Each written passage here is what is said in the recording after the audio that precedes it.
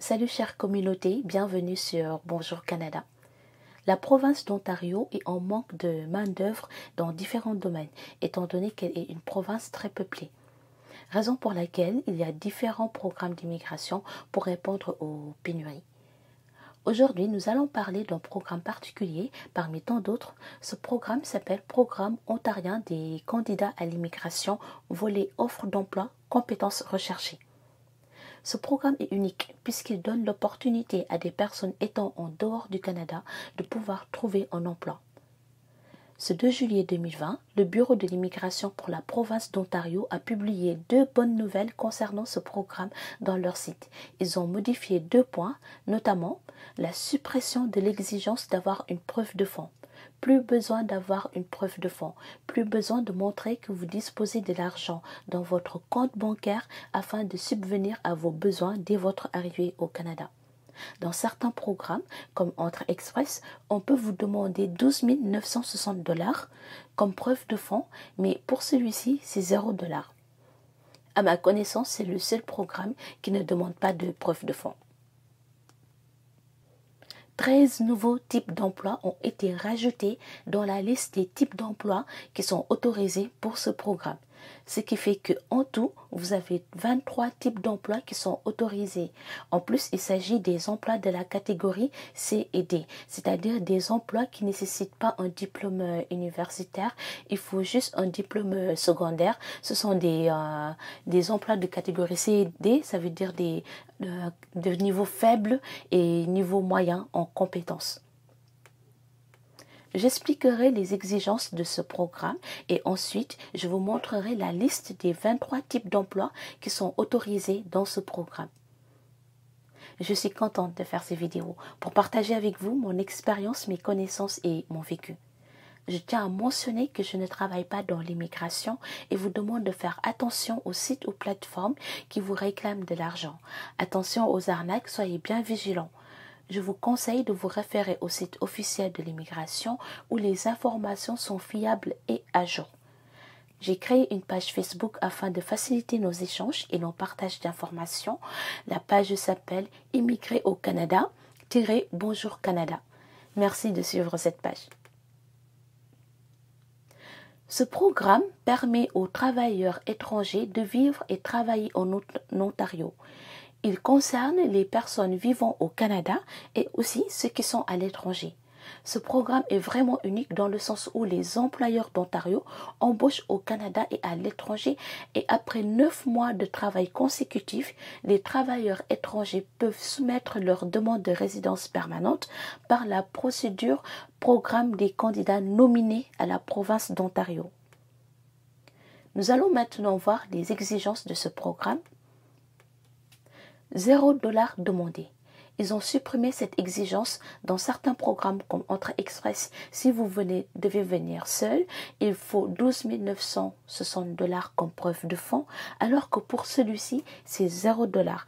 Et si vous devez être 7 personnes, c'est-à-dire avec votre conjoint et vos enfants, supposons, ça doit être une preuve de fonds vers les 30 000 $. Alors que pour celui-ci, ça reste toujours 0 $. Comme mentionné plus tôt, pour le moment, d'après ma connaissance, c'est le seul programme qui n'exige pas une preuve de fonds. Vous devez faire des tests en anglais ou français et avoir au minimum le niveau 4 lors de votre test. Le score demandé est vraiment bas par rapport à ceux de Entre Express où le niveau de anglais et français, c'est le niveau 7 qui est demandé. Vous devez détenir un diplôme ou un titre d'études secondaires canadien ou l'équivalent dans un autre pays. Pas besoin de Bac+5 ou Bac+3. Pour les personnes qui ont fait leurs études dans un autre pays en dehors du Canada, vous devez faire l'équivalence de vos diplômes. Vous devez avoir l'intention de vivre en Ontario après avoir obtenu la résidence permanente. Si vous présentez votre demande à partir du Canada, vous devez avoir un statut juridique, une fiche de visiteur, un permis d'études ou permis de travail au moment où vous présentez votre demande. C'est-à-dire que votre statut d'immigration doit être valide au moment où vous présentez votre demande si vous êtes déjà au Canada. Si votre offre d'emploi vise une profession qui nécessite un permis ou une autorisation d'exercice en Ontario, vous devez être titulaire de ce document. Donc, pour les deux derniers, ce sont des cas échéants, c'est-à-dire c'est facultatif. Vous devez avoir accumulé au moins 9 mois d'expérience de travail rémunéré à temps plein en Ontario dans la même profession. Cependant, si vous êtes à l'étranger et que vous avez trouvé un emploi, vous pouvez venir grâce à votre permis de travail et au bout de 9 mois de travail, vous pourrez soumettre votre demande de résidence permanente par la procédure programme des candidats nominés par la province d'Ontario. Pour trouver un emploi au Canada, je vous recommande ma vidéo « Comment trouver du travail au Canada » qui est vraiment remplie de conseils. Je suis venue au Canada grâce à un emploi que j'ai trouvé. Si je peux le faire, donc c'est possible. Vous aussi, vous pouvez le faire. Il faut y croire et se donner les moyens. Nous allons maintenant voir la liste des 23 types d'emplois qui sont accessibles dans ce programme. Au début, c'était uniquement 10 types d'emplois, mais récemment, le 2 juillet 2020, ils ont rajouté 13 nouveaux types d'emplois et c'est des emplois de la catégorie C et D, c'est-à-dire pas besoin de diplôme universitaire, mais uniquement de diplôme secondaire.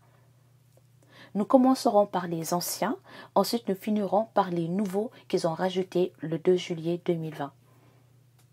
Donc, les 10 anciens types d'emplois autorisés avec leur code sont aide infirmier, le CNP 4412 pour aide familiaux, le CNP 7441 pour personnel d'installation, d'entretien et de réparation d'équipements résidentiels et commerciaux, le CNP 7511 pour les conducteurs de camions de transport, CNP 7521 pour conducteurs d'équipements lourds, CNP 7611 pour aide de soutien des métiers et manœuvres en construction, CNP 8431 pour ouvriers agricoles, CNP 8432 pour ouvriers de pépinière et de serre, CNP 8611 pour manœuvres à la récolte, CNP 9462 pour boucher industriel et d'épaisseur, découpeur de viande.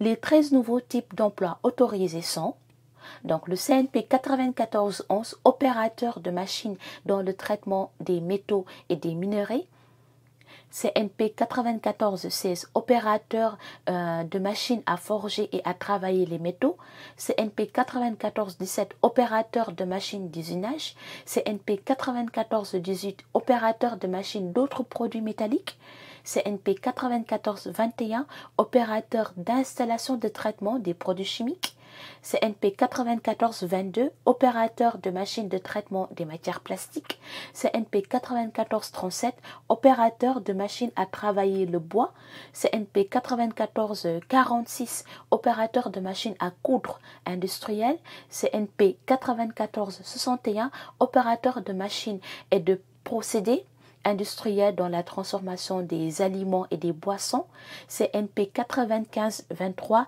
assembleur, monteur, contrôleur et vérificateur de matériel électronique, CNP 9526 monteur et contrôleur de matériel mécanique, CNP 9536 peintre, enduiseur et opérateur de procédés dans le finissage du métal, secteur industriel, CNP 9537 monteur, finisseur et contrôleur de produits divers.